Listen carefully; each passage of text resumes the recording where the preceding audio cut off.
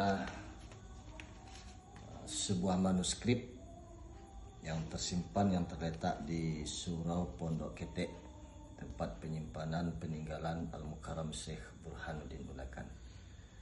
Nah, ini manuskrip ini terdiri kurang lebih 700 halaman, kurang lebih 700 halaman. Nah, di dalam manuskrip ini terdapat 6 karya ulama besar, ulama tasawuf, seperti karya Samsuddin Sumatrani yang berjudul kitabnya Umda, yang berjudul Jawahir Al-Haqaiq.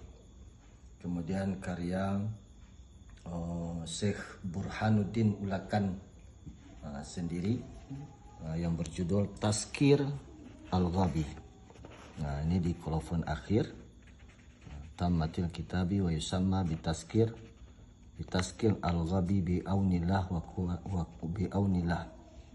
Kemudian di sini ta'lif Sayyidina wa Maulana wa Qudwatina fi Tariqah wal Haqiqah wal Ma'rifah Syekh Burhanuddin Ulakan.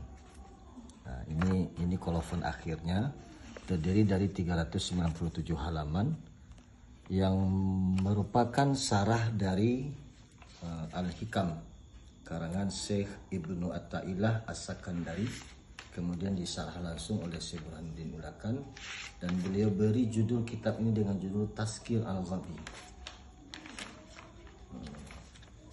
Nah, di sini halaman awalnya yang diawali dengan Bismillahirrahmanirrahim, kemudian mukaddimah, kemudian di sini keterangan wa hadza Syekh al-musamma bitazkir al-ghabi, dan ini Syekh memberi judul kitab ini dengan judul Tazkir Al-Ghabi.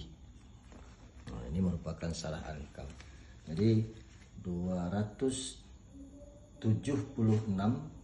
kalam hikmah, 66 kalam hikmah, 266 kalam hikmah Ibnu Atta'illah As-Sakandari, kemudian beliau sarah langsung oleh Syekh Burhanuddin Ulakan, dan beliau judul kitab ini adalah beri judul kitab ini dengan judul Tazkir Al-Ghabi. Ini satu-satunya karya Syekh Burhanuddin Ulakan yang insya Allah masih tetap tersimpan dan masih tetap terjaga dan sudah dirawat dengan dilapisi tisu Jepang supaya menambah ketahanan manuskrip itu sendiri.